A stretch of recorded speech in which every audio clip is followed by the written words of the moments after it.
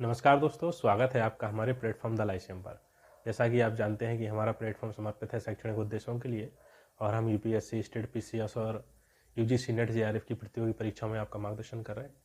तो मैं आपके साथ एक लेक्चर सीरीज लेके चल रहा था भारतीय संविधान और राज्य व्यवस्था की। तो हमने मूल अधिकार प्रस्तावना को समझा था। तो आज का हमारा जो टॉपिक है वो है डीपीएसपी, जिसे हम कहते हैं कि राज्य नीति के निदेशक तत्व।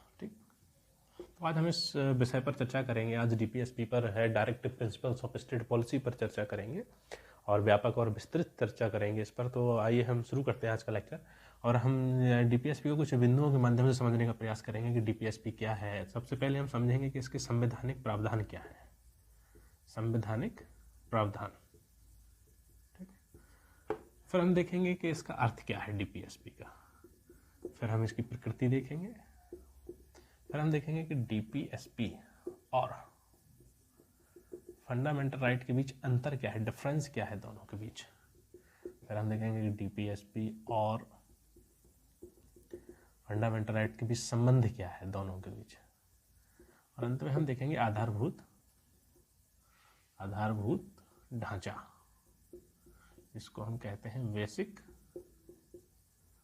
स्ट्रक्चर, ठीक है। तो हम यहाँ रिलेशन देखेंगे,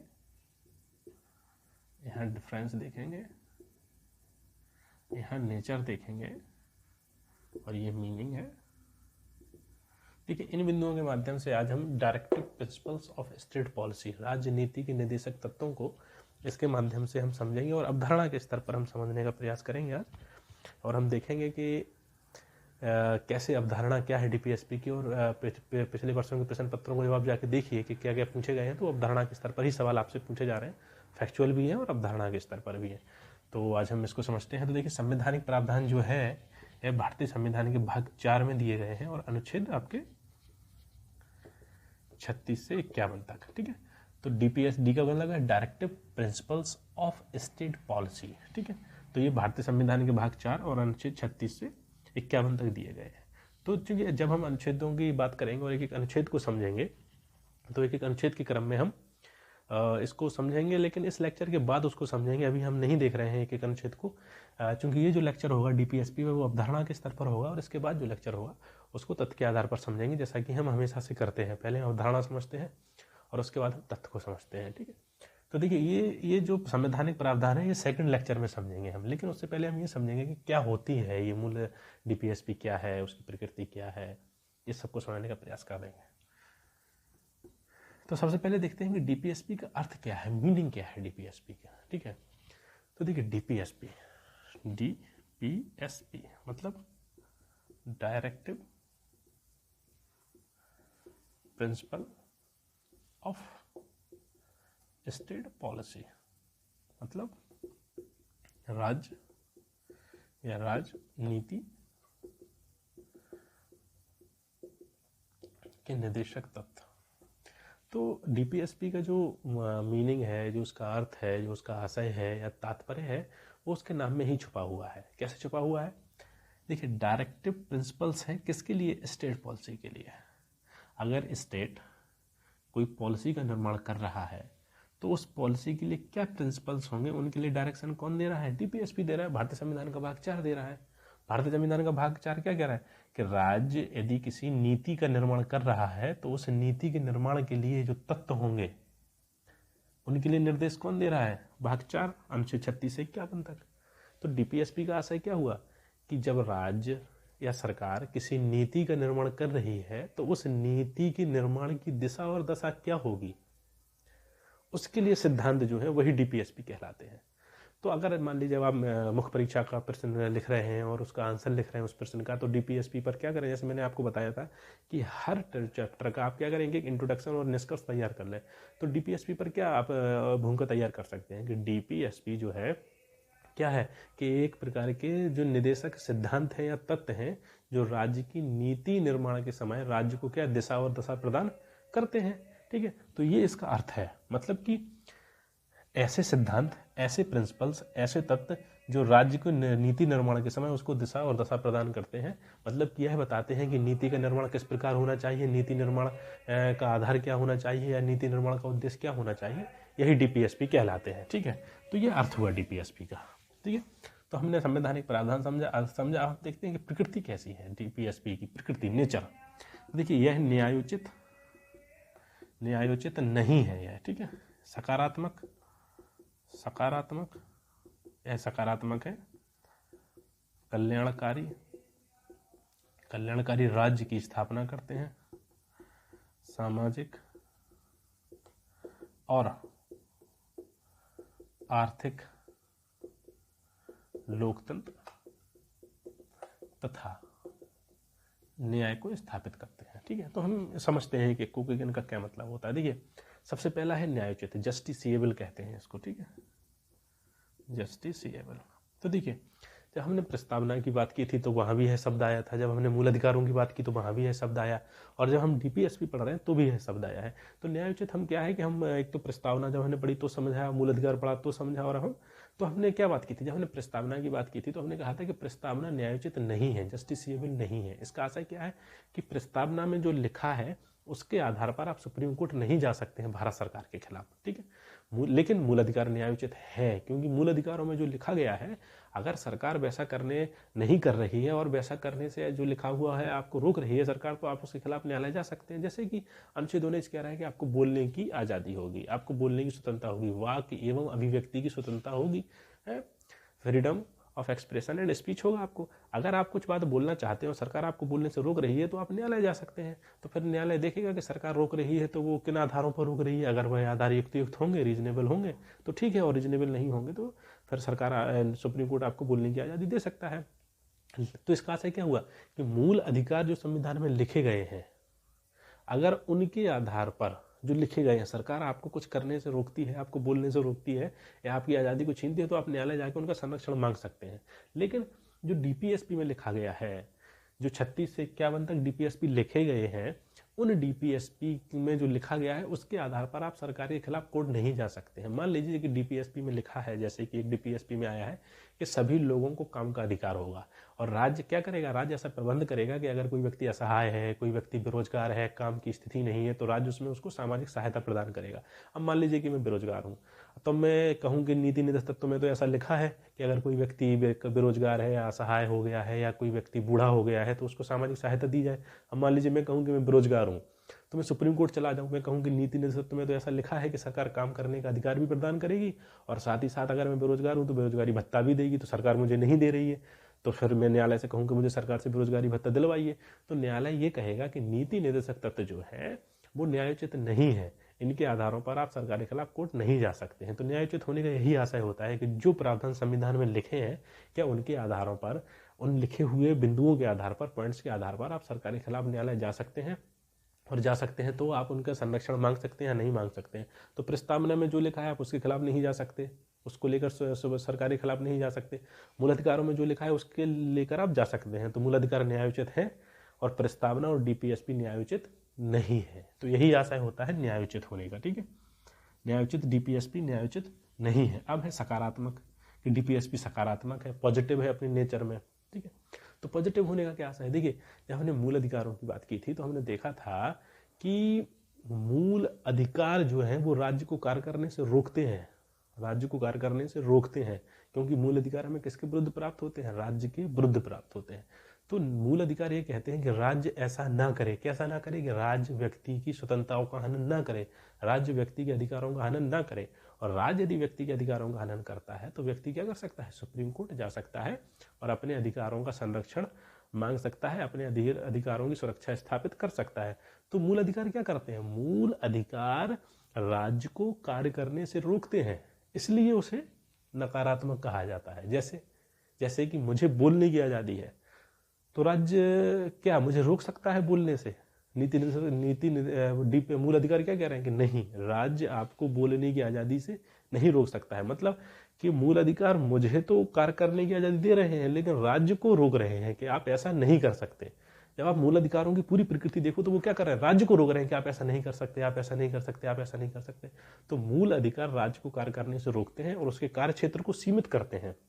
ठीक है, इसलिए मूल अधिकार कैसे हैं, अपनी प्रकृति में नकारात्मक है। लेकिन डीपीएसपी कैसे हैं, सकारात्मक है।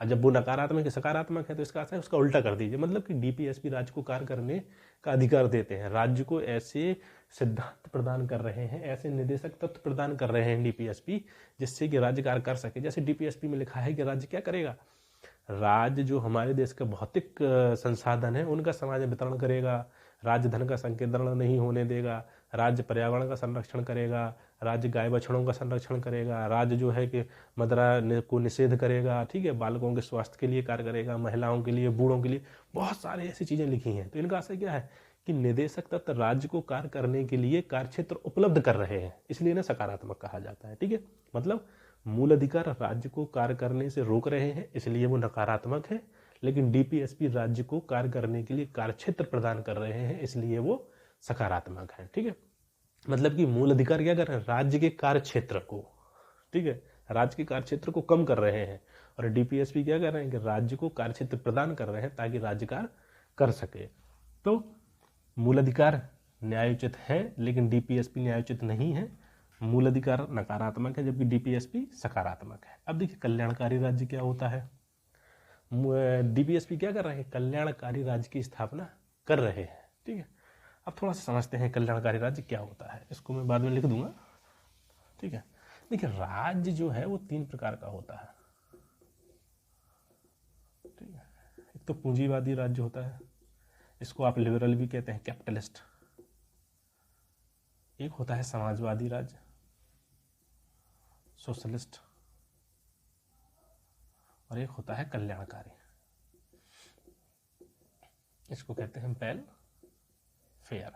देखिए पूंजीवादी राज्य जो होता है, जिसको उदारवादी राज्य, लिबरल स्टेट भी कहते हैं, तो पूंजीवादी राज्य का मानना है कि पूंजी जो है, कैपिटल जो है, संपत्ति जो है वो निजी हाथों में होनी चाहिए, और संपत्ति पर और बाजार पर राज्य का कोई नियंत्रण नहीं होना चाहिए। ठीक है, पूंजी कोई व्यक्ति कितनी कमाना चाहता है, कोई व्यक्ति कितना खर्च करना चाहता है, कोई व्यक्ति कैसे कमा रहा है, कैसे नहीं कमा रहा है, ये व्यक्तिगत मामला है, राज्य को इसमें कोई हस्तक्षेप नहीं करना चाहिए। राज्य का कार्य क्या है, राज्य का कार्य है कि राज्य पुलिस वाला कार्य करे। पुलिस क्या करती है, पुलिस कानून और व्यवस्था को बनाए रखती है। ठीक है, आप देखिए कि हमारी जो पुलिस है, हमारी जो पुलिस व्यवस्था है, वो पुलिस व्यवस्था क्या करती है कि पुलिस व्यवस्था का काम है कानून व्यवस्था को बनाए रखना, लॉ एंड ऑर्डर को। पुलिस ये देखती है कि अगर कोई आपको मार रहा है तो पुलिस आपको आगे बचाती है, लेकिन पुलिस ये नहीं देखती है कि आपके पास रोटी है, आपके पास रोटी नहीं है, आपके पास रोजगार है कि रोजगार नहीं है। अगर कोई बूढ़ा व्यक्ति बीमार है तो पुलिस उसकी भी सहायता नहीं करती है। पुलिस को इस सबसे कोई लेना देना नहीं है, पुलिस का केवल एक ही काम है कि कानून और व्यवस्था बनाए रखना। तो जो पूंजीवादी राज्य होता है, जो कैपिटलिस्ट स्टेट होता है या जो लिबरल स्टेट होता है, उसकी कैसी भूमिका होती है, उसे कहते हैं पुलिस स्टेट। मतलब कि उसका काम केवल पुलिस की तरह है, कानून और व्यवस्था बनाए रखना। अगर कोई व्यक्ति बीमार है, किसी को शिक्षा मिल रही है या नहीं मिल रही है, किसी को स्वास्थ्य सुविधाएं मिल रही हैं नहीं मिल रही हैं, अगर कोई बूढ़ा व्यक्ति है तो उसको पेंशन मिल रही है नहीं मिल रही है, कोई विधवा है उसको पेंशन मिल रही है कि नहीं मिल रही है, कोई विकलांग है तो उसको विशेष संरक्षण मिल रहा है कि नहीं मिल रहा है, इस सबसे राज्य को कोई लेना देना नहीं, जैसे पुलिस को नहीं होता है। राज्य का काम है पुलिस की तरह कानून व्यवस्था बनाए रखना। बाजार चल रहा है, बस ये है कि बाजार में कोई बम ना फोड़ दे, आके बाजार में कोई मड़धाड़ ना कर दे, ये काम राज्य का है। राज्य ये नहीं करता है कि तुम भूखे हो तो तुम्हें रोटी खिला देगा। ठीक है, तो पूंजीवादी राज्य जो है या लिबरल राज्य है, कैपिटलिस्ट या लिबरल स्टेट जो है, वो पुलिस स्टेट कहलाता है। क्यों कहलाता है, क्योंकि वो क्या करता है, पुलिस की तरह कार्य करता है, केवल कानून व्यवस्था बना के रखता है। बाकी व्यक्ति में अगर क्षमता है तो वो कार्य करेगा, आगे बढ़ेगा, संपत्ति कमाएगा, और व्यक्ति में क्षमता नहीं है तो वो गरीब रहेगा। इसको कहते हैं सर्वाइवल ऑफ फिटेस्ट, योग्यतम की उत्तरजीविता। मतलब कि जो व्यक्ति योग्य है, जो व्यक्ति सक्षम है, वह आगे बढ़ जाएगा, जो व्यक्ति योग्य नहीं है, सक्षम नहीं है, वह अपना गरीब रहेगा। राज्य को इससे कोई मतलब नहीं कि कौन गरीब है और कौन अमीर है। तो इस स्थिति में क्या होता है कि पूंजी का संकेंद्रण हो जाता है, कुछ लोगों के पास पूंजी आ जाती है और फिर वह पूरी व्यवस्था का शोषण करने लगते हैं। तो ये पूंजीवादी राज्य है। अब है समाजवादी राज्य, सोशलिस्ट राज्य। चूंकि ये मानते हैं कि राज्य को केवल पुलिस की तरह कार्य करना चाहिए, लेकिन समाजवादी मानते हैं कि नहीं, राज्य पुलिस की तरह कार्य नहीं करेगा, राज्य सब कुछ करेगा। ये कहते हैं कि संसाधन जो है वो निजी लोगों के हाथों में होने चाहिए, देश के संसाधन जो है। लेकिन समाजवादी राज्य कहता है कि निजी हाथों में देश के संसाधन नहीं होने चाहिए, संसाधन राज्य के हाथों में होने चाहिए। सभी प्रकार के संसाधनों पर, राज्य की जो फिजिकल रिसोर्सेज हैं उन पर किसका अधिकार होगा, सरकार का अधिकार होगा। और सरकार यह निर्धारित करेगी कि किसे संसाधन देना है और किसे संसाधन नहीं देना है। तो यहाँ देखिए पूंजीवादी राज्य में क्या हो रहा है, पूंजीवादी राज्य या उदारवादी राज्य में राज्य क्या है, केवल पुलिस की भूमिका निभा रहा है, राज्य की भूमिका कम है और व्यक्ति की भूमिका अधिक है। व्यक्ति जैसे चाहे कार्य करे, बस केवल शांति व्यवस्था बनाए रखे राज्य का ये कार्य है। लेकिन यहाँ राज्य की भूमिका बढ़ गई है और व्यक्ति की भूमिका कम हो गई है। यहाँ राज्य सब कुछ कर रहा है और व्यक्ति की स्वतंत्रता को कम किया जा रहा है। ठीक है, तो पूंजीवादी राज्य में क्या है, पूंजीवादी राज्य में राज्य का रोल जो है वो कम होता है और व्यक्ति का रोल अधिक होता है, व्यक्ति की स्वतंत्रता अधिक होती है। लेकिन समाजवादी राज्य में क्या होता है कि यहाँ राज्य की भूमिका अधिक होती है, राज्य का रोल अधिक होता है और सारी शक्तियां राज्य अपने हाथ में ले लेता है और व्यक्ति को फिर निर्देशित करता है, डायरेक्शन देता है कि आपको ऐसे ऐसे कार्य करना है। ठीक है, तो ये पूंजीवादी राज्य और ये समाजवादी राज्य, यह एक दूसरे के अपोजिट है। लेकिन एक अवधारणा है कल्याणकारी राज्य की। तो कल्याणकारी राज्य ने क्या किया, कुछ तथ्य इसके लिए और कुछ तथ्य इसके लिए, और एक ऐसी अवधारणा का विकास किया जो कि दोनों की मिलती जुलती अवधारणा है। तो देखिए कल्याणकारी राज्य क्या कहता है, कल्याणकारी राज्य कहता है कि निजी संपत्ति होनी चाहिए। ये कहते हैं समाजवादी की निजी संपत्ति नहीं होनी चाहिए, सब पूरी संपत्ति पर राज्य का अधिकार है। लेकिन कल्याणकारी राज्य कहता है कि निजी संपत्ति होनी चाहिए क्योंकि लोगों को काम करने का अधिकार है और जिस व्यक्ति में जितनी क्षमता होगी वह उतना काम करेगा, उतना पैसा कमाएगा। ये कल्याणकारी राज्य कह रहा है। तो ये कह रहा है कि निजी संपत्ति होनी चाहिए और लोग जितना चाहें उतना पैसा कमाएं। लेकिन कल्याणकारी राज्य ये भी कह रहा है कि समाज का जो कमजोर वर्ग है, जो वंचित वर्ग है, जो दलित है, जो संवेदनशील वर्ग है, उसके कल्याण के लिए भी कार्य करना चाहिए। क्योंकि कल्याणकारी राज्य क्या मानता है, ये मानता है कि देखिए समाज ये कहता है कि एक चेन की तरह होती है। चेन, जैसे हम गले में सोने की चेन पहनते हैं तो उस चेन की मजबूती कब बनी है, जबकि उसकी सारी कड़ियाँ, चेन की सारी कड़ियाँ मजबूत हों। अगर हमारे गले में पहनने वाली चेन की कोई कड़ी कमजोर है तो उस चेन के टूटने की संभावना कहाँ से होती है, उसी कड़ी से होती है। तो कल्याणकारी राज्य क्या कहता है, कल्याणकारी राज्य कह रहा है कि समाज जो है एक चेन की तरह है और समाज में जितने लोग रह रहे हैं वह कड़ी है समाज की, सभी लोगों से मिलकर समाज बनता है।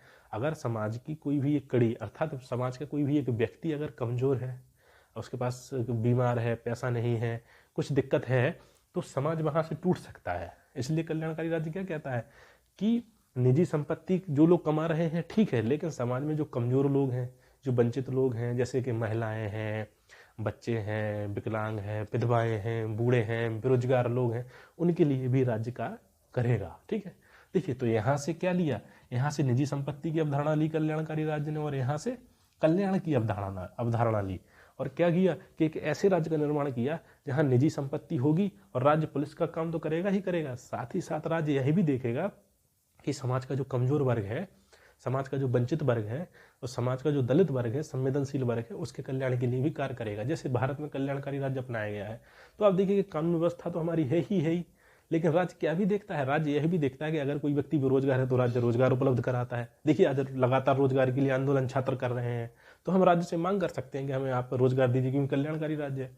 इसके साथ ही साथ राज्य क्या कर रहा है, राज्य खाने की व्यवस्था कर रहा है। देखिए PDS, public distribution system, ration की जो दुकानें हैं गांव देहातों में है, शहरों में है, वहां पर आपको खाना उपलब्ध कराती है सरकार, मुफ्त खाना उपलब्ध करा रही है। ठीक है, आपको 35 किलो गेहूं दे रही है, घी भी देती है, दाल भी देती है, चावल भी देती है। तो सरकार का, और सरकार अस्पताल भी बनवा रही है, सरकार शिक्षा के लिए स्कूल भी बनवा रही है। तो पूंजीवादी राज्य में सरकार ये सब नहीं करती है, लेकिन कल्याणकारी राज्य में सरकार ये सब कर रही है। सरकार क्या कर रही है, कल्याणकारी राज्य में सरकार आपके पालने से लेकर कब्र तक का आपका ध्यान रखती है। कब्र तक का कैसे, जब आप जन्म होता है आपका तो जन्म प्रमाण पत्र कौन बनाती है, सरकार बनाती है, अर्थात सरकार की अथॉरिटी बनाती है। और जब आप मरते हैं तो आपका मृत्यु प्रमाण पत्र भी कौन बनाता है, सरकार बनाती है। तो कल्याणकारी राज्य में क्या है, निजी संपत्ति तो है ही, उसके साथ साथ समुदाय के विकास की भावना भी है, कल्याण की भावना भी है। तो आपके जो डीपीएसपी हैं वो क्या कह रहे हैं, डीपीएसपी कह रहे हैं कि कल्याणकारी राज्य की स्थापना होनी चाहिए। क्योंकि डीपीएसपी में कहा गया है कि अगर कोई व्यक्ति बेरोजगार है तो उसको रोजगार होना चाहिए, कोई बूढ़ा है तो उसको सामाजिक सहायता दी जाए, कोई असहाय है, विकलांग है, उसको सामाजिक सहायता दी जाए, महिलाओं की प्रसूति मतलब प्रसव हो रहा है उसकी व्यवस्था राज्य करेगा। तो बहुत सारे ऐसे प्रावधान डीपीएसपी में किए गए हैं जो कल्याणकारी राज्य को प्रदर्शित करते हैं। तो डीपीएसपी क्या कर रहे हैं, कल्याणकारी राज्य को स्थापित कर रहे हैं। और देखिए यूपीएससी इस तरह से सवाल पूछ रही है यहाँ से, तो हमने कल्याणकारी राज्य को समझा। ठीक है, तो नेचर में हमने क्या पढ़ा प्रकृति में, एक तो कि डीपीएसपी न्यायोचित नहीं है, फिर हमने देखा कि यह सकारात्मक है, फिर हमने देखा कि ये कल्याणकारी राज्य की स्थापना कर रहे हैं। फिर ये क्या करते हैं कि सामाजिक और आर्थिक लोकतंत्र की स्थापना कर रहे हैं। आर्थिक लोकतंत्र एवं न्याय। देखिए, जैसा कि हमने जब मूल अधिकारों को पढ़ा था तो हमने क्या कहा था कि मूल अधिकार राजनीतिक लोकतंत्र और राजनीतिक न्याय की स्थापना करते हैं। मतलब कि राजनीतिक अधिकार व्यक्ति को देते हैं और राज्य के खिलाफ देते हैं। राजनीतिक अधिकार का मतलब क्या है? आपको वोट डालने का अधिकार है, आपको मत लड़ने का अधिकार है, आपको बोलने का अधिकार है, आपको अपना धर्म मानने का अधिकार है, आपको घूमने फिरने का अधिकार है। ठीक है, ये सब अधिकार दिए गए हैं। तो ये राजनीतिक अधिकार कहलाते हैं। अब ये मान लीजिए कि मुझे अपनी धार्मिक स्वतंत्रता का अधिकार है, मैं मुस्लिम हूँ तो मैं मुस्लिम धर्म को मानता हूँ, तो इससे क्या मेरा पेट भर जाएगा? क्या इससे मुझे रोजगार मिल जाएगा? अगर मुझे बोलने की आज़ादी है, मैं सड़क पे जाके सरकारी खिलाफ लगातार नारे लगा रहा हूँ, तो उससे क्या होगा? क्या मुझे उससे अपने पेट भरने के लिए रोजी रोटी प्राप्त हो जाएगी? अब बताइए कि जो समाज का वंचित वर्ग है, मान लीजिए जो दलित वर्ग है या महिलाएं हैं या बच्चे हैं या विकलांग हैं या वृद्ध हैं या विधवा औरतें हैं, आपको लगता है कि उन सब के लिए बोलने की आज़ादी का कोई महत्व है? अगर जिस व्यक्ति के पास रोजगार नहीं है, जिस व्यक्ति के पास खाने के लिए रोटी नहीं है, जिस व्यक्ति के पास इतना पैसा नहीं है कि वह अपना इलाज करा सके, जिस व्यक्ति के पास इतना पैसा नहीं है कि वह 10वीं पास कर सके और बीए और पीएचडी में एडमिशन ले सके, आपको लगता है कि उस व्यक्ति के लिए बोलने का अधिकार, धार्मिक स्वतंत्रता का अधिकार, घूमने फिरने का अधिकार, इस सब का कोई महत्व है? कोई महत्व नहीं है। अगर मेरे पास अपने पैर में दर्द हो रहा है, उसको सही कराने के लिए पैसा नहीं है, तो मेरे लिए बोलने की आज़ादी का क्या आशय है? अगर मेरे पास इतना पैसा नहीं है कि मैं दो वक्त का के लिए अपना पेट भर सकूं, तो मेरे लिए घूमने की स्वतंत्रता का क्या आशा है? तो जो हमारे मूल अधिकार हैं वो राजनीतिक स्वतंत्रता प्रदान कर रहे हैं। मतलब कि वो हमें नकारात्मक स्वतंत्रता प्रदान कर रहे हैं। उस स्वतंत्रता को वास्तविक बनाने के लिए जरूरी क्या है कि सामाजिक और आर्थिक लोकतंत्र स्थापित किया जाए। अब बताइए कि समाज है, मान लीजिए अभी अखबार में एक दिन पढ़ा मैंने, अभी हाल फिलहाल में पढ़ा था कि एक व्यक्ति आईपीएस हो गया है, लेकिन चूंकि वो दलित वर्ग का था तो उसे घोड़ी पर चढ़ के अपने गांव से निकलना था, तो वो पुलिस के संरक्षण में निकला, क्योंकि वहाँ के सवर्ण जो लोग हैं वो उसको घोड़ी पर नहीं चढ़ने दे रहे थे, क्योंकि वो आईपीएस था। तो अब बताइए कि मुझे अपने धर्म को मानने की स्वतंत्रता है, मुझे घूमने फिरने की स्वतंत्रता है, लेकिन क्या मैं वास्तविक रूप से घूम रहा हूँ? तो ये सामाजिक न्याय है। मतलब कि समाज में लिंग, जाति, धर्म, वर्ण, जन्म स्थान के आधार पर कोई भेदभाव नहीं होना चाहिए। वही सामाजिक न्याय और लोकतंत्र है। और आर्थिक लोकतंत्र क्या है? अब मान लीजिए कि एक व्यक्ति है, बोलने की आज़ादी सबको है। अब मान लीजिए कोई दलित व्यक्ति है, क्या आपको लगता है कि दलित व्यक्ति कुछ अपनी बात कह सकता है? उससे ये कह के उसे डांट दिया जाता है कि भाई तुम्हारी बुद्धि का विकास नहीं हुआ है, तुमने वेद नहीं पढ़े हैं, आप शांत रहिए। तो बोलने की स्वतंत्रता कोई आशा नहीं है। अब है आर्थिक स्वतंत्रता क्या है, आर्थिक लोकतंत्र, आर्थिक न्याय क्या है? अब बताइए कि एक व्यक्ति, जैसे कि अभी चुनाव चल रहे हैं, तो मान लीजिए एक व्यक्ति दिल्ली में कार्य करता है, एक व्यक्ति दिल्ली में कार्य कर रहा है। अब उससे कहिए कि चलिए भाई यूपी चलते हैं वोट डालने के लिए, या पंजाब चलते हैं वोट डालने के लिए, तो वो ये कहेगा कि मैं जाऊँगा, 2 दिन 3 दिन बर्बाद होंगे, 300 रुपये 500 रुपये जो दिहाड़ी मजदूरी है वो हमारी जाएगी, ऊपर से आने जाने का किराया होगा, तो उसके लिए वोट का कोई महत्व नहीं है। ठीक है, तो इसका क्या मतलब हुआ कि जो मूल अधिकार हमें राजनीतिक लोकतंत्र स्थापित करते हैं और जो राजनीतिक न्याय प्रदान करते हैं, उसकी वास्तविक स्थापना के लिए सामाजिक और आर्थिक लोकतंत्र को स्थापित करना है। और ये डीपीएसपी क्या कर रहे हैं? सामाजिक और आर्थिक लोकतंत्र स्थापित कर रहे हैं। सामाजिक लोकतंत्र कैसे स्थापित कर रहे हैं? सामाजिक लोकतंत्र के लिए डीपीएसपी में आया है कि निःशुल्क और कानूनी विधिक सहायता दी जाएगी। ठीक है, और आर्थिक लोकतंत्र के लिए कहा गया है कि सरकार सहायता प्रदान करेगी अगर बुरी स्थिति है किसी व्यक्ति की। तो बहुत सारे ऐसे प्रावधान हैं डीपीएसपी में जो कि क्या कर रहे हैं? सामाजिक और आर्थिक लोकतंत्र को स्थापित कर रहे हैं। नेहरू जी ने कहा था कि भूखा पेट अगर है तो उसके लिए राजनीतिक और वोट देने के अधिकार का कोई मतलब नहीं है। पहले हमें पेट भरना है, पहले हमें समाज में जो अन्याय है जाति के आधार पर, धर्म के आधार पर, लिंग के आधार पर, उनको समाप्त करना है, तभी राजनीतिक लोकतंत्र की स्थापना होगी। मतलब कि पहले डीपीएसपी के आधार पर हमें सामाजिक और आर्थिक लोकतंत्र को स्थापित करना है, तभी जाके मूल अधिकार जो राजनीतिक लोकतंत्र प्रदान कर रहे हैं उसकी वास्तविक रूप से स्थापना हो सकती है। समझ रहे हैं आप? तो ये है, तो न्यायोचित डीपीएसपी नहीं है, सकारात्मक है और ये कल्याणकारी राज्य। तो ये प्रकृति है डीपीएसपी की। ठीक है, अब देखते हैं कि डीपीएसपी और फंडामेंटल राइट के बीच क्या अंतर है। ठीक है, तो जैसे ये फंडामेंटल राइट्स न्यायोचित है और डीपीएसपी न्यायोचित नहीं है। ठीक है, फिर दूसरा है ये फंडामेंटल राइट्स कैसे हैं? नकारात्मक है, लेकिन डीपीएसपी सकारात्मक है ठीक है। फिर फंडामेंटल राइट्स कानूनी है, कानूनी है मतलब कि आप कोर्ट जा सकते हैं, वही न्यायोचित। लेकिन डीपीएसपी नैतिक उपदेश है, ठीक है। नैतिक उपदेश का आशय क्या है कि राज्य चाहे तो करे और राज्य चाहे तो ना करे, ठीक है। फिर है कि फंडामेंटल राइट्स पर आप युक्तियुक्त निर्बंधन लगा सकते हैं, डीपीएसपी पर नहीं लगा सकते हैं। मतलब कि दोनों के बीच अंतर वही है जो इनकी प्रकृति में अंतर है, ठीक है। अंतर में कोई खास याद रखने की आवश्यकता नहीं है। अगर आपने मूल अधिकार की प्रकृति, उसके नेचर को याद कर लिया और डीपीएसपी की नेचर को याद कर लिया तो उन दोनों में वही अंतर हो गया है, ठीक है। तो ये अंतर स्थापित हुआ दोनों के बीच। अब हम देखते हैं कि दोनों के बीच संबंध क्या है, ये सबसे महत्वपूर्ण है ये। और यहाँ से लगातार सवाल आ रहा है, यूपीएससी में है, मेंस में भी आ रहा है, पीटी में भी आ रहा है, तो इसको समझते हैं। तो है कि DPSP directive principles of state policy और एफआर मतलब कि फंडामेंटल राइट्स के बीच क्या संबंध है, ये समझ लिया है तो इसको हम मिटा देते हैं, ठीक है। इनके बीच क्या संबंध है, जब इनके संबंध को पढ़ते हैं तो प्रश्न उत्पन्न होता है कि क्या फंडामेंटल राइट्स और डीपीएसपी एक दूसरे के पूरक है या विरोधाभासी है, यह प्रश्न उत्पन्न होता है, ठीक है। और यही प्रश्न पूछ भी लिया जाता है आपसे मुख्य परीक्षा में, ठीक है। तो जब यह प्रश्न उत्पन्न होता है कि फंडामेंटल राइट और डीपीएसपी एक दूसरे के पूरक हैं या विरोधाभासी हैं, तो इसके लिए थोड़ा सा बैकग्राउंड समझते हैं कि क्या हुआ। देखिए, जब हमारा देश आज़ाद हुआ, जब भारत स्वतंत्र हुआ, तो भारत के समक्ष विभिन्न समस्याएं थी, जैसे गरीबी थी, कुपोषण थी, स्वास्थ्य की सुविधाएं नहीं थी, अशिक्षा बहुत अधिक थी, साक्षरता की दर कम थी, मृत्यु दर बहुत अधिक थी, ठीक है, और जन्म दर भी बहुत अधिक थी, लिंग अनुपात कम बना हुआ था, कुपोषण की समस्या थी, कि मातृ मृत्यु दर अधिक थी और शिशु मृत्यु दर भी अधिक थी। ऐसी बहुत सारी समस्याएं भारत के समक्ष थी।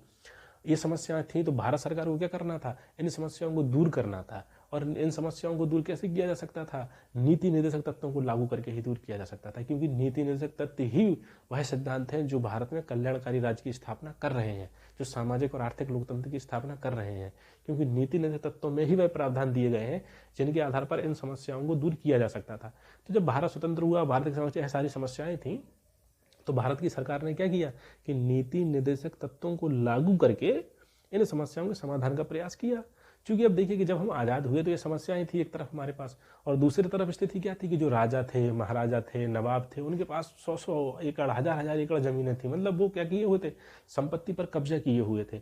एक तरफ महाराजा वर्ग था, राजा वर्ग था, नवाब था, और दूसरी तरफ हमारे देश की असंख्य गरीब जनसंख्या थी जिनके पास 0.1 एकड़ में भी जमीनें नहीं थी। तो सरकार को क्या करना था, मूल अधिकार क्या कर रहा है, मूल अधिकार ये कह रहा है कि व्यक्ति अपनी संपत्ति रख सकता है।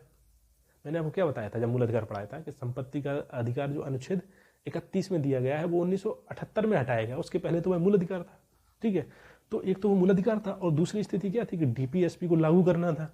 और डीपीएसपी में जो प्रावधान थे, डीपीएसपी कह रहा है कि देश के संसाधनों का वितरण करो, ठीक है, सामाजिक न्याय की स्थापना करो। सामाजिक न्याय की स्थापना कब होती कि जो राजा, महाराजा और नवाब जो हजारों एकड़ से जमीनों को अपने नीचे दबाए हुए थे और लोग बलात्श्रम के रूप में, बंधुआ मजदूर के रूप में, बेगार के रूप में कार्य करते थे, सरकार को क्या करना था, उन नवाबों से और राजाओं महाराजाओं की जो अकूत संपत्ति उसको लेके गरीबों में बांटना था, टैक्स लेना था।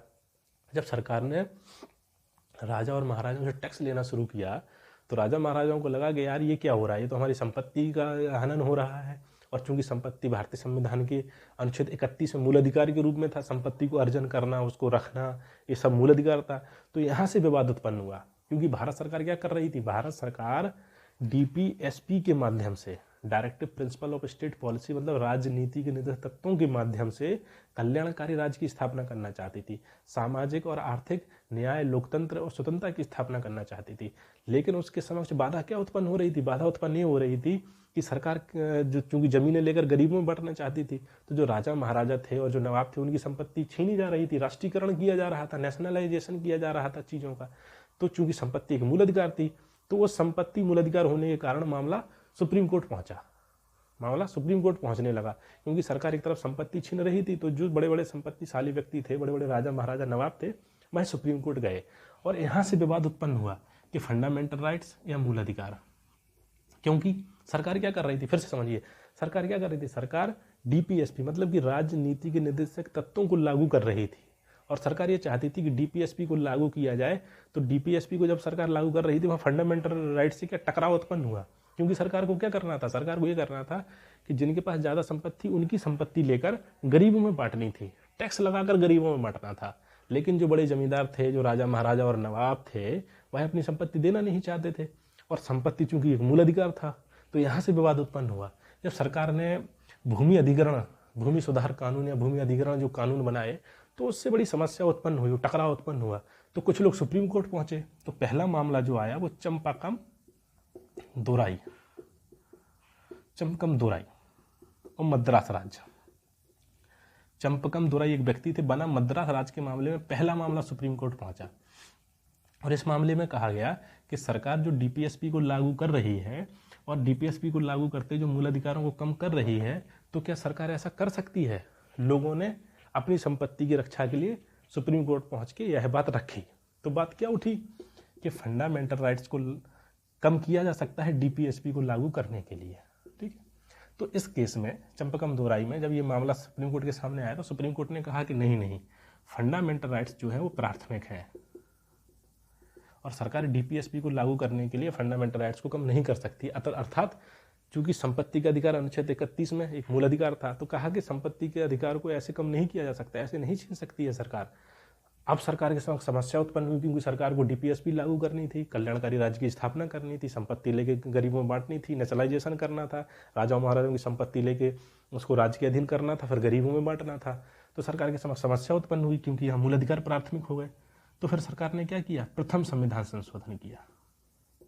प्रथम संविधान संशोधन किया सरकार ने। ठीक है, प्रथम संविधान संशोधन 1951। प्रथम संविधान संशोधन के माध्यम से क्या किया? संविधान में 9वीं अनुसूची जोड़ी, 9वीं अनुसूची। और 9वीं अनुसूची में क्या किया कि सरकार जो भी भूमि सुधार के लिए अधिनियम ला रही थी और उन अधिनियमों के माध्यम से जो जमींदार थे, राजा महाराजाओं की संपत्ति का राष्ट्रीयकरण करके सरकार उसे अपने अधीन ला रही थी, उन सभी अधिनियमों को 9वीं अनुसूची में शामिल कर दिया गया। ठीक है, और 9वीं अनुसूची में शामिल करके 31 का और 31 खा 2 अनुच्छेद जोड़े गए, चूंकि अनुच्छेद 31 संपत्ति का अधिकार था। और इसमें कहा गया कि इस संशोधन मतलब कि जो भूमि सुधार कानून थे उनका न्यायालय में नहीं जा सकता है, और जो 9वीं अनुसूची है उस पर भी न्यायालय नहीं देख सकता है। तो सरकार ने क्या किया प्रथम संविधान संशोधन से कि जो सरकार भूमि सुधार कार्यक्रम चला रही थी या जो संपत्ति का अधिग्रहण कर रही थी, जिसका राष्ट्रीयकरण कर रही थी, उसको सही ठहरा दिया संविधान संशोधन करके, और संविधान में लिख दिया कि न्यायालय में मामला नहीं जा सकता है और सरकार जमीन छीनकर गरीबों में बांट सकती है। लेकिन ऐसा लिख दिया, फिर भी मामला सुप्रीम कोर्ट पहुंचा, क्योंकि संविधान की व्याख्या का अधिकार किसको है? सुप्रीम कोर्ट को है। जब मामला सुप्रीम कोर्ट पहुंचा प्रथम संविधान संशोधन के बाद, तो एक बनर्जी मामला आया वर्सेज वेस्ट बंगाल। ठीक है, इस नाम से एक मामला सुप्रीम कोर्ट आया और सुप्रीम कोर्ट ने इस मामले को सुनते हुए कहा कि चलो ठीक है, आप संशोधन कर सकते हैं, कोई दिक्कत नहीं है, लेकिन जब आप जमीन किसी की ले रहे हैं तो उसे क्षतिपूर्ति दें आप। ठीक है, कंपनसेशन दें। अगर किसी व्यक्ति की जमीन आप छीन रहे हैं तो उसे क्या करें? आप उसे क्षतिपूर्ति दें। और क्षतिपूर्ति कितनी दें? जितनी जमीन छीन रहे हैं उतनी ही क्षतिपूर्ति दें। जब सुप्रीम कोर्ट ने ये कहा तो सरकार को बड़ा धक्का लगा कि बात तो वही हुई कि अगर हम किसी व्यक्ति से 1000 एकड़ जमीन छीन रहे हैं लेकिन उसे गरीबों में बांट रहे हैं, तो हम उसे 1000 एकड़ की अगर रकम देंगे तो सरकार के पास इतना पैसा था नहीं, सरकार के पास संसाधनों का अभाव था। तो सरकार ने कहा कि ये फिर स्थिति बुरी है। तो सरकार ने फिर क्या किया? 17वां संविधान संशोधन किया। ठीक है, और सुप्रीम कोर्ट के इस डिसीजन को पलट दिया और इसमें कहा गया कि क्षतिपूर्ति कंपनसेशन कितना होगा इस पर सुप्रीम कोर्ट नहीं गौर करेगा। इस सुप्रीम कोर्ट के अधिकार क्षेत्र से इसको बाहर कर दिया और भी जो भूमि सुधार कानून थे विभिन्न राज्यों के, वह 9वीं अनुसूची में ले जाकर रख दिए। तो स्थिति क्या थी कि 9वीं अनुसूची की का न्यायिक पुनरावलोकन नहीं हो सकता था, अर्थात कि न्यायपालिका 9वीं अनुसूची में कौन कौन से अधिनियम रखे गए हैं उनको नहीं देख सकती थी। और साथ ही क्या किया कि एक तो 9वीं अनुसूची में कौन कौन से अधिनियम रखे गए हैं सरकार उनको नहीं देखेगी, और क्षतिपूर्ति कितनी देनी है इस पर भी न्यायालय नहीं मामला देख सकती थी। तो फिर वही हुआ कि जो संपत्तिशाली व्यक्ति थे, पूंजीपति लोग थे, तो उन्हें फिर समस्या उत्पन्न हुई, क्योंकि उन्होंने कहा संपत्ति रखना हमारा मूल अधिकार है। तो फिर क्या हुआ आगे? फिर ये हुआ कि शंकरी प्रसाद नाम से फिर एक मामला कोर्ट पहुंचा, शंकरी प्रसाद वाद 1965। और शंकरी प्रसाद बाद में फिर वही मामला उठा के फंडामेंटल राइट और डीपीएसपी, इन दोनों में से कौन प्राथमिक है? क्या इसको डीपीएसपी को लागू करने के लिए फंडामेंटल राइट्स को कम किया जा सकता है? तो इस मामले में सुप्रीम कोर्ट ने कहा कि फंडामेंटल राइट्स प्राथमिक है, फंडामेंटल राइट्स प्राइमरी है, मुख्य फंडामेंटल राइट्स ही हैं। लेकिन अगर सरकार डीपीएसपी के माध्यम से कल्याणकारी राज्य की स्थापना करना चाहती है और समाज में संसाधनों का पुनर्वितरण करना चाहती है तो क्या है कि फंडामेंटल राइट्स में संशोधन किया जा सकता है, मतलब कि सरकार फंडामेंटल राइट्स को कम कर सकती है। इसमें सुप्रीम कोर्ट ने ऐसा डिसीजन दे दिया तो फिर जो संपत्तिशाली पूंजीपति लोग थे तो उन्हें फिर समस्या उत्पन्न हुई, तो फिर सुप्रीम कोर्ट पहुंचे गोपालनवाद वर्सेज पंजाब राज्य, इस नाम से एक केस पहुंचा 1967 में। तो इसमें सुप्रीम कोर्ट ने डिसीजन बदला जो शंकरी प्रसाद ने दिया था। इसमें सुप्रीम कोर्ट ने कहा कि फंडामेंटल राइट्स और डीपीएसपी के बीच अगर टकराव उत्पन्न होता है तो फंडामेंटल राइट्स प्राथमिक होंगे और फंडामेंटल राइट्स में किसी प्रकार का संशोधन नहीं किया जा सकता है। क्योंकि शंकरी प्रसाद केस से क्या हुआ था, सरकार को राहत मिली थी। इसमें केस में कहा गया कि सरकार डीपीएसपी को लागू कर सकती है, फंडामेंटल राइट्स को संशोधन कर सकती है। लेकिन जब गोपालनवाद मामला आया इसके ठीक 2 साल बाद, तो इसमें सुप्रीम कोर्ट ने कहा कि सरकार फंडामेंटल राइट्स में किसी भी प्रकार का संशोधन नहीं कर सकती है। तो स्थिति जस के तस हो गई। अब सरकार फिर भूमि सुधार कार्यक्रम नहीं ला पा रही थी, सरकार फिर कल्याणकारी कार्य नहीं कर पा रही थी।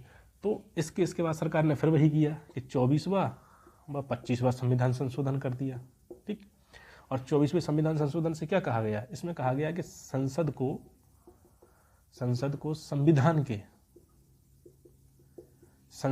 संविधान के किसी भी भाग में संशोधन करने का अधिकार होगा। ठीक, और 25वें संविधान संशोधन से क्या कहा गया कि जो क्षतिपूर्ति थी, कंपनसेशन जो संविधान में लिखा हुआ था वर्ड, उसके स्थान पर सरकार ने अमाउंट कर दिया। ठीक, एक तो 24वां संविधान संशोधन करके सरकार ने क्या कहा कि संसद को संविधान के किसी भाग में संशोधन करने की शक्ति प्राप्त है। क्योंकि इसमें कहा गया था कि नहीं है, पर इसमें कहा गया कि क्षतिपूर्ति है, जो कंपनसेशन है, उसकी जगह भुगतान शब्द लिख दिया गया संविधान में, अमाउंट। ठीक है, और एक चीज और की गई इसमें, इसी के माध्यम से 24-25वें संविधान संशोधन के माध्यम से इसमें कहा गया कि जो अनुच्छेद 39B और C है उसे 14, 19 और 31 पर प्राथमिकता प्राप्त होगी। 39B और C मतलब ये डीपीएसपी है, ये मूल अधिकार है। कहा गया 39B और C में जो लिखा है, मतलब 39B में क्या लिखा है, डीपीएसपी का जो अनुच्छेद 39B है उसमें लिखा गया है कि देश के जो फिजिकल रिसोर्सेज हैं, भौतिक संसाधन हैं, सरकार क्या कर सकती है, समाज में उसका समान वितरण कर सकती है। मतलब कि जिनके पास ज़्यादा संसाधन है उनसे लेके समाज में दे दे। और 39C में लिखा गया है कि संपत्ति का संकेंद्रण नहीं होना चाहिए, मतलब सेंट्रलाइजेशन ऑफ वेल्थ नहीं होनी चाहिए किसी एक व्यक्ति के पास या कुछ व्यक्तियों के पास। तो सरकार वही कर रही थी कि जिनके पास संकेंद्रण था उनसे ले रही थी और क्या कर रही थी, समाज में समान वितरण कर रही थी।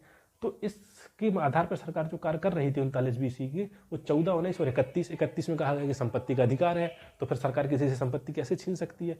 19(1)(4) में भी संपत्ति को रखा गया था, उससे भी नहीं छीन, और 14 का भी था कि समानता का अधिकार, मतलब जो व्यक्ति जितना चाहे उतनी संपत्ति रख रहा है, ये भी समानता थी। तो ये क्या कर रहे थे, 39B और C इसको छीन रहे थे। यही सब डिबेट चल रही थी पूरी। तो इसमें संशोधन करके क्या कहा गया कि 39B को जब भारत सरकार लागू कर रही है तो 39B को लागू करने के लिए सरकार के खिलाफ 14, 19 और 31 जो मूल अधिकार है, इनके आधार पर चुनौती नहीं दी जा सकती। ऐसा संविधान संशोधन कर दिया सरकार ने। अब सरकार फिर मजबूत हो गई और सरकार कार्य करने लगी, फिर नेशनलाइजेशन किया सरकार ने, लोगों की संपत्ति छीनी, तो मामला फिर गड़बड़ा गया। जो बड़े संपत्तिशाली थे और फिर उन्हें समस्या उत्पन्न हुई, तो उन्होंने क्या किया, फिर सुप्रीम कोर्ट पहुंचे वो लोग। सुप्रीम कोर्ट पहुंचे तो अब किस मामले में पहुंचे, अब पहुंचे केशवानंद मामले में, केशवानंद भारती केस 1973 वर्सेज केरल राज्य, इस नाम से एक केस लड़ा गया और 13 जजों ने इस मामले को सुना, 13 न्यायाधीशों की पीठ ने इस मामले को सुना। और इसमें कहा गया कि जो 24वां संविधान संशोधन द्वारा यह कहा गया था कि संसद संविधान के किसी भाग में संशोधन कर सकती है, इस मामले में सुप्रीम कोर्ट ने कहा कि हाँ, ये बात ठीक है कि संसद संशोधन कर सकती है, लेकिन संसद को संशोधन करने की जो शक्ति है वो असीमित नहीं है, उसकी भी लिमिटेशन है। मतलब कि आधारभूत ढांचे में संशोधन नहीं किया जा सकता है संविधान के, ठीक, basic structure. Keshavananda Bharati case में क्या कहा सुप्रीम कोर्ट ने 1973, 24 अप्रैल 1973 को 13 जजों ने सुनवाई की। कहा कि जो संसद जो है संविधान में संशोधन कर सकती है, ये बात ठीक है, क्योंकि संविधान के अनुच्छेद 368 में ये लिखा है कि संसद संशोधन कर सकती है, लेकिन संसद के संशोधन करने की जो शक्ति है वह असीमित नहीं है, अनलिमिटेड नहीं है, वह लिमिटेड है। तो संसद जो है वो संशोधन किस सीमा तक कर सकती है? कहा कि संविधान का जो आधारभूत ढांचा है, जो बेसिक स्ट्रक्चर है, उसमें संशोधन आप नहीं कर सकते, अन्य चीज़ों में संशोधन कर सकते हैं। तो अब सवाल ये उत्पन्न होता है बेसिक स्ट्रक्चर क्या है, उसको हम बाद में समझेंगे, ठीक है। जब सरकार ने ऐसा कह दिया तो इसका मतलब क्या है कि संसद के संविधान के संशोधन करने की शक्ति को कहीं ना कहीं सीमित कर दिया सुप्रीम कोर्ट ने। तो सरकार फिर डर गई और 42वां संविधान संशोधन कर दिया इंदिरा गांधी ने 1976 में, ठीक है। और इसमें कहा गया कि संविधान में संशोधन की शक्ति है सरकार को, और यह मामला न्यायिक पुनरावलोकन के क्षेत्र से बाहर होगा। मतलब कि क्या संशोधन हो रहा है, क्या हो नहीं हो रहा है, इस मामले से सुप्रीम कोर्ट को कोई लेना देना नहीं है। ये मामला सुप्रीम कोर्ट सुनेगी ही नहीं। मतलब सरकार ने क्या किया कि इस संशोधन के माध्यम से संविधान में फिर लिख दिया और अपनी शक्ति को फिर मजबूत कर लिया, ठीक है। तो ये स्थिति आई, लेकिन इसी बीच कांग्रेस की सरकार हटी और 44वां संविधान संशोधन हुआ 1978 में। जनता पार्टी थी, तो जनता पार्टी ने क्या किया? जनता पार्टी ने एक बहुत अच्छा काम किया। जैसे हमने बात की थी कि 14, 19 और 31, ठीक है, 39 बी और सी, इन डीपीएसपी 39 अनुच्छेद 39 बी और सी को लागू करने के लिए किस आधार पर चुनौती दी जा रही थी सुप्रीम कोर्ट में?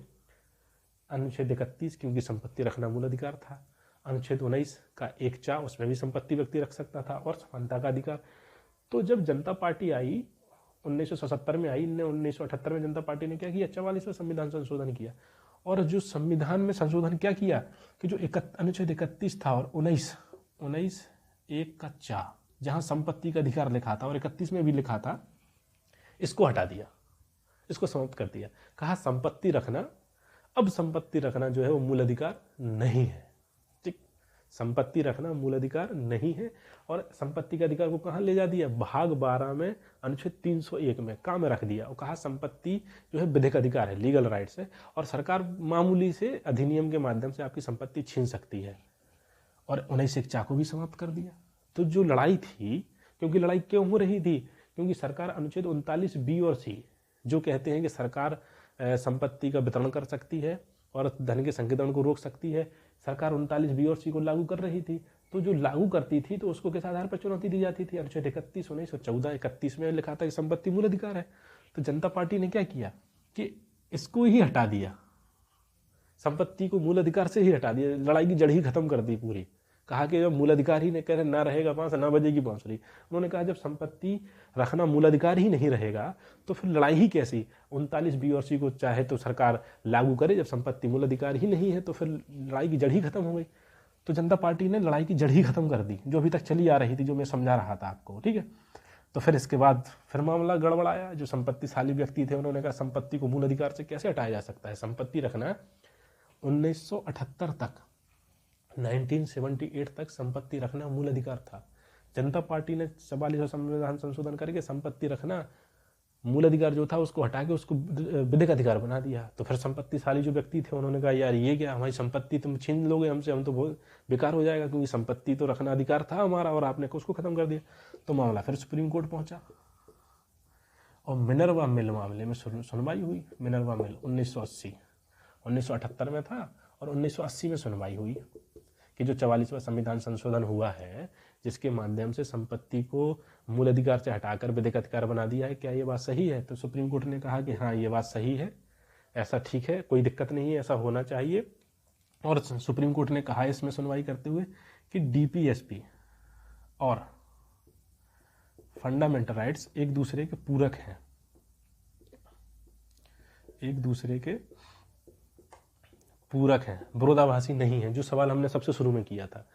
मिनर्वा मिल मामले में सुप्रीम कोर्ट ने ये डिसीजन दिया और सुप्रीम कोर्ट ने कहा कि अगर सरकार डीपीएसपी को लागू करना चाहती है तो मूल अधिकारों को रुकावट नहीं बनना चाहिए।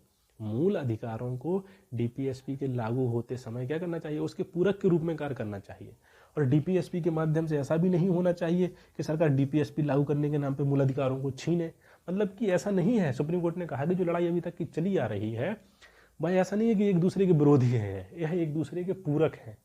और पूरक क्या है? पूरक वही है कि सुप्रीम कोर्ट ने कहा कि अगर सरकार अनुच्छेद 39 बी और सी को लागू कर रही है तो उसे 14 और 19 के आधार पर चुनौती नहीं दी जा सकती है। 31 तो पहले ही समाप्त हो गया था और 19 में भी कुछ प्रावधान है, जैसे कि 6 स्वतंत्रताएं तो अभी दी हैं, 7 थी पहले, संपत्ति का अधिकार का हटा दिया गया। तो सुप्रीम कोर्ट ने कहा कि एक दूसरे के पूरक हैं और अगर सरकार अनुच्छेद 39 बी और सी को लागू कर रही है, कल्याण की भावना से कार्य कर रही है, सामाजिक और आर्थिक लोकतंत्र को स्थापित कर रही है, तो भारतीय संविधान के अनुच्छेद 14 और 19 के आधार पर उसको चुनौती नहीं दी जा सकती है कि मूल अधिकारों को ये हमारे छीन रही है भारत सरकार। क्योंकि भारत सरकार अगर छीन रही है तो छीनने के पीछे भी एक कारण है। उसका कारण क्या है? कल्याण की भावना। ठीक है, तो ये जो मैंने आपको समझाया उस सब में अंत में क्या बात निकल कर आई? उसमें अंत में यही बात निकल कर आई कि मिनर्वा मिल मामले में सुप्रीम कोर्ट ने कहा कि डीपीएसपी और फंडामेंटल राइट एक दूसरे के पूरक है और अगर भारत सरकार अनुच्छेद 39 बी और सी को लागू करना चाहती है तो मूल अधिकारों का हनन हो रहा है, इस आधार पर उसको सुप्रीम कोर्ट में चुनौती नहीं दी जा सकती है। तो ये पूरी जो डीएसपी का संबंध जो है वो हमने समझा। और संबंध चूंकि देखिए ये सबसे कठिन बिंदु माना जाता है भारतीय संविधान का समझने के संदर्भ में, और मैंने प्रयास किया है कि बहुत ही आसान तरीके से कहानी के तौर पे आपको समझाया जाए। और अक्सर बच्चे क्या करते हैं कि इसको छोड़ के और स्किप करके आगे निकल जाते हैं और पढ़ना शुरू कर देते हैं, लेकिन इसको चैप्टर को पढ़ना बहुत आवश्यक है। क्योंकि अभी 2021 में यूपीएससी ने प्रारंभिक परीक्षा में प्रश्न पूछा है संपत्ति के अधिकार से, तो यहाँ से सवाल कभी भी आ सकते हैं। और आधारभूत ढांचे से सवाल तो आपकी मुख्य परीक्षा में तय है, आता ही आता है, समझे आप। तो ये हमने समझा, पूरा मूल अधिकारों के बीच और डीपीएसपी के बीच संबंध समझा। तो उसमें क्या निकला लास्ट में मिनर्वा मिल मामले में? ये निकला है कि दोनों एक दूसरे के पूरक है। अब हम समझते हैं आधारभूत ढांचा, कि आधारभूत ढांचा क्या है। ठीक है, तो देखिए आधारभूत ढांचा, जैसा कि कब आया आधारभूत ढांचा? केशवानंद भारती मामले में आया। केशवानंद भारती 1973। इसमें क्या कहा गया? केशवानंद भारती मामले में, केशवानंद भारती मामले में क्या कहा गया था कि संसद को संविधान में संशोधन करने की शक्ति तो है, लेकिन आधारभूत ढांचे में संशोधन नहीं किया जा सकता है। देखो, तो संविधान का जो अनुच्छेद 368 है वो क्या करता है? वो संसद को संविधान में संशोधन करने की शक्ति देता है, संशोधन करने की शक्ति व प्रक्रिया बताता है। ठीक है, भारतीय संविधान का अनुच्छेद 368 क्या कह रहा है कि भारतीय संविधान में अगर संसद संशोधन करना चाहती है तो उसकी प्रक्रिया और शक्ति क्या होगी? अनुच्छेद 368 कहता है। ठीक है, तो इस मामले में पूरी बहस चल रही थी। तो केशवानंद भारती मामले में सुप्रीम कोर्ट ने क्या कहा था? सुप्रीम कोर्ट ने क्या कहा था इस केस में? सुप्रीम कोर्ट ने कहा था कि सरकार या संसद जो है वो संविधान में संशोधन कर सकती है, लेकिन आधारभूत ढांचे में संशोधन नहीं कर सकती है। तो फिर यह प्रश्न उत्पन्न हुआ कि आधारभूत ढांचा क्या है? तो सुप्रीम कोर्ट ने इस प्रश्न के जवाब में कहा कि आधारभूत ढांचा क्या है ये हम अभी नहीं बता रहे हैं, ये धीरे धीरे समय के साथ साथ बातें निकलती आएंगी। और आधारभूत ढांचा क्या है इसकी कोई स्पष्ट परिभाषा नहीं है। सरकार जब मामला चलता है सरकार के खिलाफ सुप्रीम कोर्ट में, तो सुप्रीम कोर्ट अपने विभिन्न प्रकार के निर्णय जो सुनाती है, विभिन्न डिसीजन देती है, उनके माध्यम से आधारभूत ढांचे का विकास हुआ है। ठीक है, तो आधारभूत ढांचे ने क्या किया? आधारभूत ढांचे ने ये किया है कि जो संसद की संविधान में संशोधन करने की शक्ति थी उसको सीमित किया है। और इसमें कहा गया, इस आधारभूत ढांचे के माध्यम से सुप्रीम कोर्ट ने क्या कहना चाहा? सुप्रीम कोर्ट ने यह कहना चाहा कि संसद संविधान में संशोधन जो है वो करने की शक्ति उसकी असीमित नहीं है, अनलिमिटेड नहीं है। संसद की संविधान में संशोधन करने की शक्ति कैसी है? सीमित है। ऐसा नहीं है कि भारत की संसद चाहे तो पूरे संविधान को ही बदल दे, नहीं, संविधान को नहीं बदलती है, बदल सकती है, क्योंकि संविधान के कुछ आदर्श हैं, संविधान के कुछ मूल्य हैं, संविधान के कुछ नैतिक उद्देश्य हैं। जब हमारे भारतीय संविधान निर्माता संविधान का निर्माण कर रहे थे तो उनके कुछ आदर्श थे, कुछ सिद्धांत थे, कुछ आइडियल्स थे, कुछ प्रिंसिपल्स थे, कुछ मोरल वैल्यूज थी। तो संसद को अनुच्छेद 368 संशोधन करने की शक्ति तो दे रहा है, सुप्रीम कोर्ट ने कहा इस मामले में, लेकिन ये कहा कि संशोधन करने की असीमित शक्ति नहीं दे रहा है, उसको सीमित शक्ति है। ठीक है, और फिर कहा कि आधारभूत ढांचा क्या है? तो आधारभूत ढांचे विभिन्न सारी चीजें शामिल की, जैसे लोकतंत्रात्मक गणराज्य इसके अंतर्गत रखा गया है। ठीक है, फिर संसदीय शासन को रखा गया है, इसके अंतर्गत संसदीय शासन को रखा गया है। फिर है कि आपके संघीय शासन को रखा गया है, संघीय शासन। फिर है पंथ निरपेक्षता को रखा गया है। ऐसे बहुत सारी चीजों को सुप्रीम कोर्ट ने अलग अलग डिसीजन में कहा कि आधारभूत ढांचा है। मतलब कि अगर भारत की संसद संविधान में संशोधन कर रही है तो वह इनमें संशोधन नहीं कर सकती। जैसे भारत की व्यवस्था कैसी है, संसदीय, मैंने पढ़ाया था आपको, तो ऐसा नहीं हो सकता कि भारत की संसद संसदीय व्यवस्था से अध्यक्षीय व्यवस्था कर दे। भारत की संसद ऐसा नहीं कर सकती है कि भारत की जो संघीय प्रकृति है, भारत की जो व्यवस्था कैसी है, संघीय है, ऐसा नहीं हो सकता उसको एकात्मक कर दे। और आप संशोधन करें, लेकिन इन चीज़ों जैसे पंथनिरपेक्षता आधारभूत ढांचे का भाग है, तो ऐसा नहीं हो सकता है कि आप भारत को धार्मिक देश बना दें। सुप्रीम कोर्ट ने क्या कहा कि आप संशोधन करें, लेकिन जो हमारे संविधान की कोर वैल्यूज हैं, हमारे संविधान के जो मूल उद्देश्य हैं, उनको आप नहीं बदल सकते हैं। और वो मूल उद्देश्य क्या है भाई, सरकार सुप्रीम कोर्ट ने अलग अलग डिसीजन में उसकी व्याख्या की है। ठीक है, ये हैं और बहुत सारे और भी हैं जो आप किताबों से जाके देख सकते हैं। तो ये आधारभूत ढांचे का मामला केशवानंद भारती से निकल के आया। तो आधारभूत ढांचे पे मेंस में बहुत सवाल आते हैं और आधारभूत ढांचे पे लिखने के लिए सवाल आते हैं। ठीक है, आधारभूत ढांचे पे मेंस में सवाल लिखने के लिए आते हैं। तो आधारभूत ढांचे में सवाल कैसे लिख सकते हैं आप? देखिए, प्रस्तावना में क्या लिख सकते हैं? प्रस्तावना में क्या लिखते हैं कि भारत में जब आधारभूत ढांचे पे कोई प्रश्न लिखने के लिए आ गया मान लीजिए मुख्य परीक्षा में, तो प्रस्तावना में क्या लिख सकते हैं? प्रस्तावना लिखने कि भारत में संविधान की सर्वोच्चता को अपनाया गया है। भारत में संविधान की सर्वोच्चता को अपनाया गया है। संविधान जो है भारत की भूमि पर सर्वोच्च विधि है और संसद को संविधान में अनुच्छेद 368 के अंतर्गत संशोधन करने की शक्ति प्रदान करता है संविधान ही। फिर आप लिखिए कि आधारभूत ढांचे का विकास कैसे हुआ कि केशवानंद भारती मामले में आधारभूत ढांचा आया। फिर आधारभूत ढांचे ने क्या किया? आधारभूत ढांचे ने क्या किया है कि आधारभूत ढांचे ने संसद के संविधान में संशोधन करने की असीमित शक्ति को सीमित किया है। और क्या किया है कि संविधान के जो आदर्श हैं, जो उसके मूल हैं, जो उसके कोर वैल्यूज हैं, उनको स्थापित किया है और संसद की निरंकुश शक्ति पर कुछ सीमा लगाई है, नियंत्रण किया है। तो इसका निष्कर्ष क्या हो सकता है? आधारभूत ढांचे का निष्कर्ष ये हो सकता है कि आधारभूत ढांचे के सिद्धांत ने क्या किया है? आधारभूत ढांचे के सिद्धांत ने क्या किया है कि संविधान की सर्वोच्चता को स्थापित किया है और साथ ही साथ जो हमारे संविधान निर्माताओं का आदर्श था उसको स्थापित करने का प्रयास किया है।